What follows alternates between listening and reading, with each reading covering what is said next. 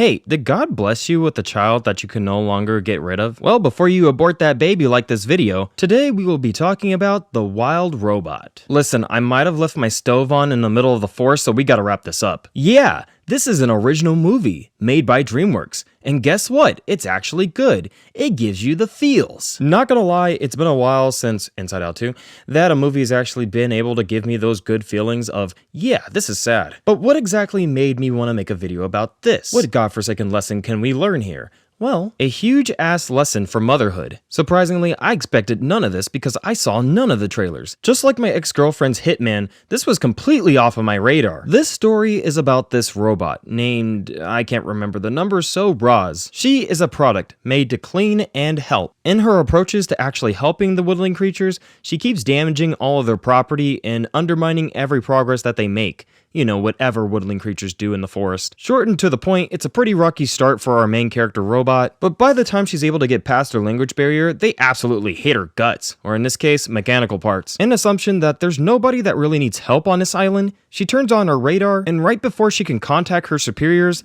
the lightning absolutely decimates her.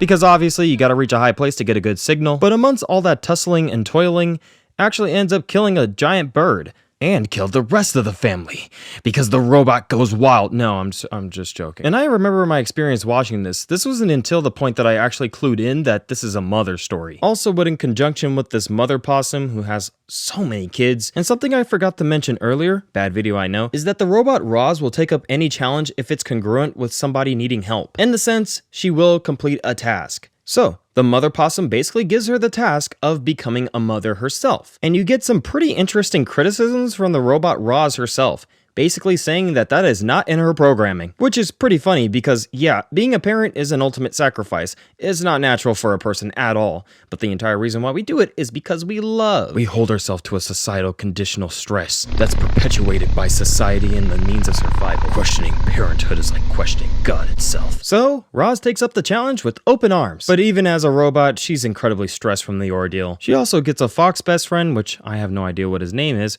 but he sticks around and he does want to eat the kid, which Roz will not let him. And as the story goes, we start to understand more about the characters that we're meeting. Like, who were they before? What do they think about? What do they dream of? And what exactly do they hold dear to their hearts? Even if it isn't outright explained to us. Funny enough, our main character is like the baseline for getting to understand this world. And I've always said it before, without the emotional beats of this movie and it being actually powerful with how it wants to convey its message, this movie would be an absolute flop. There's not much that really happens here. Yeah, it goes through a whole mythology in its own sense of how the characters grow up over time and how they start to get comfortable with each other. But without this, without the heart, this movie is pretty empty. Although I had a feeling like the people were probably trying to scale back all the stakes, because despite the smaller scope, the movie still feels fantastic. You won't notice this movie for its animation, but you certainly will notice it for its beauty. But sometimes you can't help but feel like this movie is trying to stroke its ego a little too much. But in conjunction with its message of motherhood,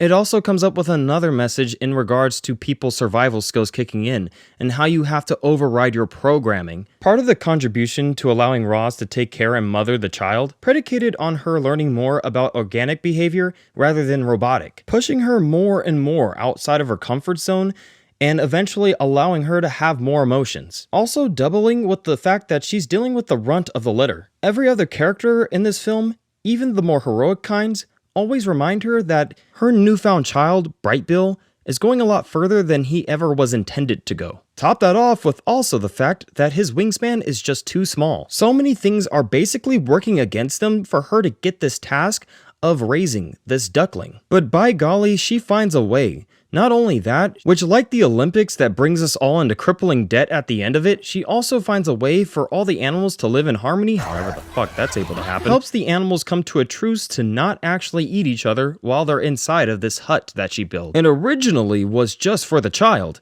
but it ended up becoming everyone's home when the giant winter was storming. Every creature has to hibernate, but it's extremely cold in those temperatures.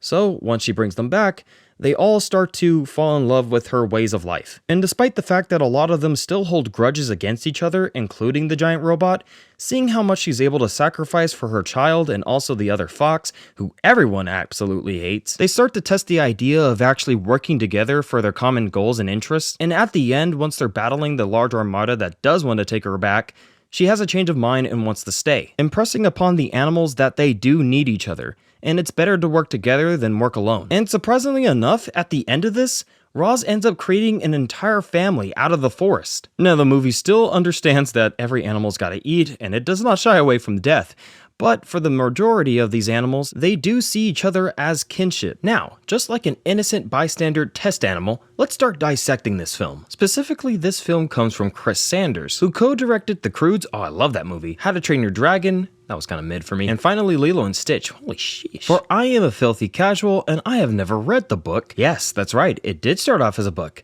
What was that thing about me saying that this was totally original by DreamWorks? Yeah, that was a half lie. Okay, in all honesty, I feel like this film is extremely standard.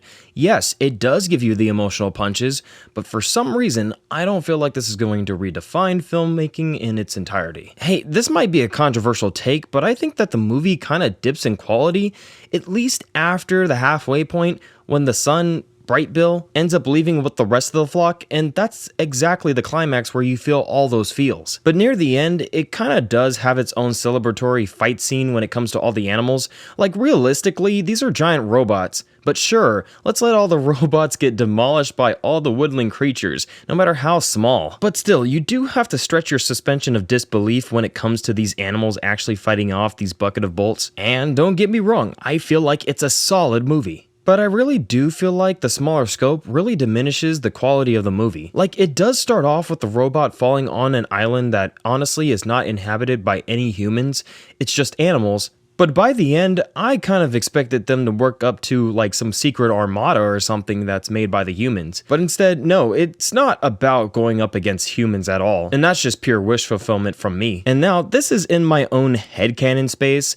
Yeah, don't take this for fact, I'm just giving ideas. But I thought it would have been an awesome idea to actually have her perish, but have the humans actually collect her data, all of her memories, and see the kind of life that she's lived, and then have the humans and other robots actually experience the emotions that she had lived through. Specifically the humans, yes, they can't integrate the memories into their own mind, but what if they were actually watching the exact same thing that we are watching, and it kind of just translates into that, and it shows that a human's like, oh hey, these robots can feel, and change their programming to being more human like us, but not in a creepy, I'm gonna murder all humans kind of way, in a way where it preserves life of all kinds, no matter how minuscule. But of course we can't do that because the kids are watching, and they don't understand the concept of death, well, as long as it's not to the characters that we're connected with. I think the son was okay for how exactly they were writing him. Of course he becomes a little piss-ass when he actually gets older, but of course it goes a generic style, or at least a generic story of how he becomes king of the flock, if that makes any sense. Like, you know, he's an underdog, so we have to root for him. Okay, there's more animals than just the goose. How about that fox kind of character? He was kind of cool. And I like the idea that he has an inborn nature inside of him to eat anything. Yes, he'll lessen that drive inside of him for the sake of time, but he still is an animal at the end of the day. And he's really there as a companion, someone who's able to talk and have a separate mind on the issue. He's more carefree, and honestly, he just gives a lot of dad energy. Like, he seriously has a dad undertone to him because he's just so careless about what happens to the duck. I mean, he still cares for the goose, but he's also not afraid to be rough with him. And as I said before, there is a mom possum with a bunch of other babies. The babies are absolutely hilarious. They're kind of cynical in their own sense and kind of nihilist. But truly what makes their comedy is how they just bicker so much, and there's just so many of them. Okay, that sounds like I'm comparing this to like Oswald's kids, which there are way too many. But no, there's only like 7 of them, or 6, depending on that one scene. Mother of 7. You even also got the giant bear at the end, but we'll save him for last. You got a couple of other animals. I think the most impressionable is the beaver. I feel like he's a metaphor for somebody who's working on a giant scale project, but nobody has faith in him because his project is not finished yet. Of course, near the end, that project is the tree, and the tree is basically about to collapse, but they actually utilize it to break a dam, and then it saves them by dispersing all the water into the fiery forest, which I thought was a really good idea. Oh, and then you got the bully characters. These are other geese. And these characters, yeah, they can go eat on a dick.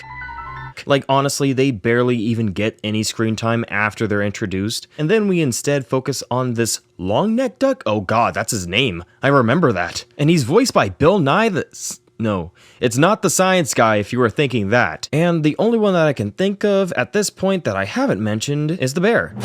And with that, that is the Wild Robot. Oh shoot. Oh no, the whole forest is on fire. Oh shoot, the stove. I needed to wrap this up fast. Okay, everybody's gotta get out. Everybody's gotta get out of the forest right now. Next video. We're gonna try and review something that's got water in it at least.